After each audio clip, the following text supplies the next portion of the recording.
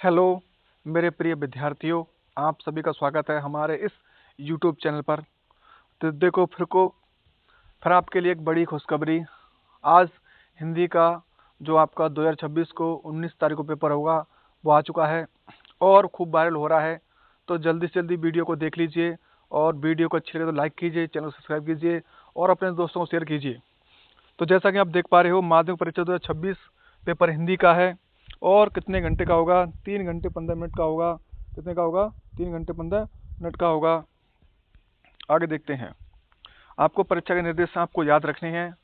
जो निर्देश हैं वो क्या करने हैं? आपको याद रखने हैं। परीक्षा सर्वप्रथम अपने प्रश्न पत्र का नामांकन अनिवार्य लिखें। सभी प्रश्न को हल करने का अनिवार्य करें। आगे देखो, सीधे क्वेश्चन की बात करते हैं हम।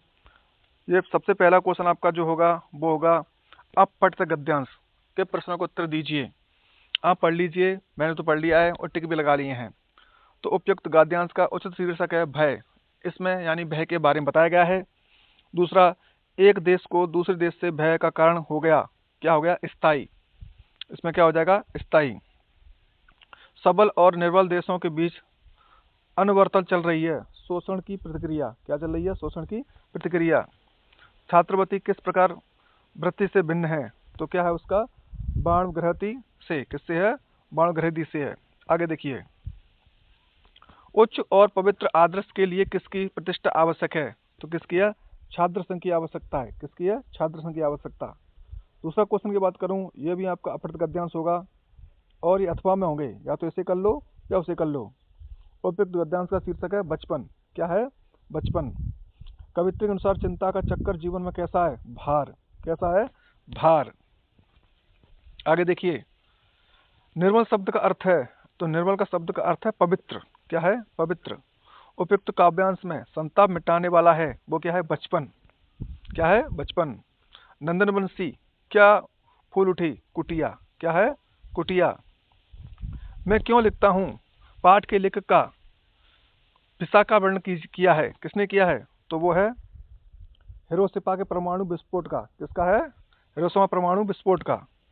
आगे, जब बाबू की रामायण का पाठ करते तक उनकी बगल में बैठे बैठे आईने में अपने मुंह निहारते करते हैं, तो उपयुक्त पंक्ति का उर्दत्व क्या है? तो माता का आंचल। क्या है? माता का आंचल है। आगे देखते हैं रिक्त स्थान।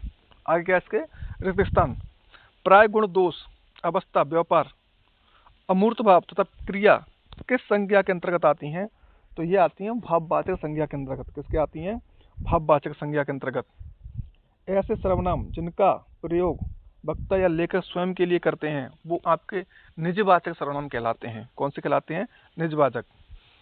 जिस वाक्य में क्रिया का प्रभाव फल केवल कर्ता पर ही पड़ता है तो वो होती है अकर्मक क्रिया। कौन सी होती है वो? अकर्मक क्रिया होती है।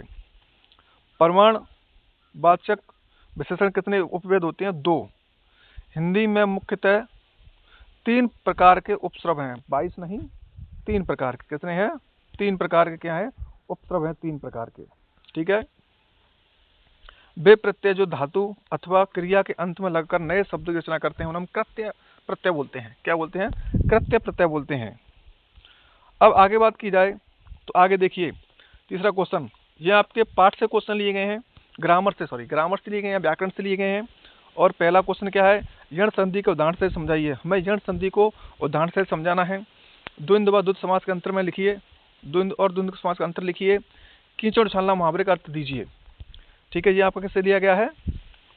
ग्रामर से। आगे देखिए, अके सादे सब सदे सब सादे सब जाए लोक अति का अर्थ बताइए। पांचवें क्वेश्चन में बाल गोविंद भगत पाठ के माध्यम से लेखक का क्या दर्शाता है? नवाब साहब ने खीरे की सब फाके को खिड़की से बाहर फेंककर तौलिए में हाथ और होठ से पहुंचकर किसका भाव दर्शाता है? सातवां क्वेश्चन है मानवीय करुणा दिव्य चमक स्मरण किससे संबंधित है? आठवें में एक कहानी यह भी पाठ में मन्नू भंडारी किस किस प्रभावित अधिक उभर कर आया है? गोपियों ने हारिल की लकड़ी किसे कहा? 10वें क्वेश्चन में है मोतिन की ज्योति मिलो मलिदा या मकरंद का भाव स्पष्ट कीजिए। 11वां क्वेश्चन है खैरियत चाहते हो तो यह कफन लेकर यहाँ से सीधे चले आओ, उपयुक्त में किसने कही? 12वें क्वेश्चन में दरअसल मंत्रमुग्ध सी तंद्र अवस्था में थोड़ी दूर तक निकल गई। अचानक पांव पर ब्रेक सी ली, जैसे समस्त भाव से नृत्य करती किसी आलकनिक नृतंग्या को नूपुर अचानक टूट गए। लेखक ऐसा क्यों कहा? अब बात करते हैं प्रश्न संख्या 4 से 16 के प्रत्येक अंकों की अधिकतम सीमा शब्द 40 होनी चाहिए। अब इसमें से 4 से जो 16 है उसमें आपको अधिकतम सीमा 4 शब्द में अपने किताब से लिए गए हैं, उसमें लिखनी है।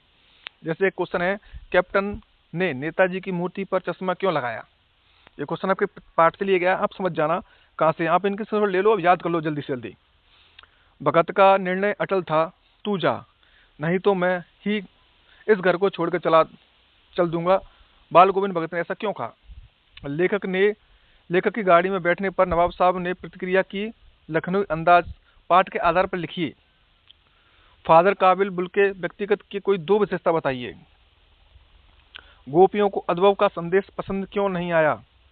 अगला क्वेश्चन, लक्ष्मण के बचनों से बड़े हुए परशुराम जी क्रोध किसने शांत किया, उनको कैसे शांत किया? संगतकार कविता किससे महत्वपूर्ण योगदान को दर्शाती है? अगला क्वेश्चन है कि उसे मुख का आवास तो होता था लेकिन दुख वहां से नहीं आता था, कवि ऋतुराज ने ऐसा क्यों कहा? अगला क्वेश्चन है, कवि लॉन्ग स्टॉक की जगह क्या महत्व है? साना साना हाथ जोड़ी पाठ के आधार पर लिखिए। आगे क्वेश्चन है, क्वेश्चन नंबर 13, मूर्तिकार ने अंत में जॉर्ज पंचम की नाक का हाल क्या निकाला? माता का आंचल पाठ का शीर्षक सार्थक स्पष्ट कीजिए। यह क्वेश्चन है। इससे अगला है 15 क्वेश्चन, कवि ऋतुराज के व्यक्तिगत का कृत्य संक्षिप्त लिखिए, अथवा आप कवि सूरदास का भी लिख सकते हो, ठीक है। 16वें में सर्वेश्वर दयाल सक्सेना की व्यक्तिगत एवं कृत्य संक्षिप्त लिखिए, या मनु भंडारी के बारे में आप लिख सकते हो अथवा में। 17वें क्वेश्चन में आपको पठित गद्यांश होगा, आपको पढ़ना है और इसके आंसर भी देने हैं, ठीक है। ये यहाँ से आप इसका स्कोर ले लो और इसके आंसर आप दे लेना। आगे चल के यहाँ आपकी कविता की एक पोइम रहेगी, व्याख्यान श्रेयांश, इसका क्या करना आपको, सप्रसंग और व्याख्या गिननी है। जिनका आप स्कोर ले लो, खुद ही कर लेना, टाइम बचाओ अपना, क्योंकि मैं सब चीज़ हल नहीं करा सकता तुम्हें। आगे 19वें क्वेश्चन में तुम्हें 60 वर्डों में लिखना है कि लेखक महावीर प्रसाद द्विवेदी स्त्री शिक्षा के महत्व को किस प्रकार सिद्ध किया। उसके साथ में अगर इसको नहीं लिखो तो इसको लिख सकते हो, संगीत एक आराधना है, कैसे? नौबत खाने में इबादत पठित आधार पर स्पष्ट कीजिए। ऐसे क्वेश्चन नंबर 20 है, आत्मकथ्य कविता का मूल भाव क्या है? लगभग 60 में दीजिए, या उसका कवि बादल के माध्यम से क्या संदेश दिया, इसके बारे में आप कर सकते हो। 20वें क्वेश्चन है, आपको कम से कम 300 वर्डों में निबंध लिखना है। जीवन में शिक्षा का महत्व, या वैश्विक महंगाई, या कर सकते हो स्वस्थ जीवन सुख का आधार, या कर सकते हो अगला मेरा प्रिय कवि। इसके बाद आपको 22वें नंबर पर आपको एक पत्र लिखना है, स्वयं को राजकीय उच्च माध्यमिक विद्यालय विशालपुर का नरेंद्र मानकर पिताना को महेंद्र खेल की सामग्री के लिए आपको प्रार्थना पत्र लिखना है, या फिर स्वयं को रसालगढ़ का निवासी सुरेश मानते अपने छोटे भाई को शिक्षा के महत्व बताते हुए पत्र लिखना है। 23वें क्वेश्चन में आपको विज्ञापन लिखना है, दिव्यांग बच्चों द्वारा बनाई गई मिट्टी की मूर्ति बिक्री हेतु विज्ञापन लिखिए, या बसंत ऋतु में विद्यालय का उद्यान पुष्प प्रदर्शनी देखने के लिए हेतु विज्ञापन दीजिए। तो ये आपका पूरा यहाँ से पेपर खत्म होता है, और अच्छी तरीके से हम धीरे धीरे सभी पेपरों के सर्च में लगे हुए हैं। आपके पास 6 के 6 पेपर उपलब्ध हो जाएंगे। तो वीडियो अच्छी लगी तो वीडियो को लाइक करना और बच्चों को जरूर शेयर कर देना, ठीक है। कमेंट करके जरूर बताना कैसी लगी वीडियो। धन्यवाद।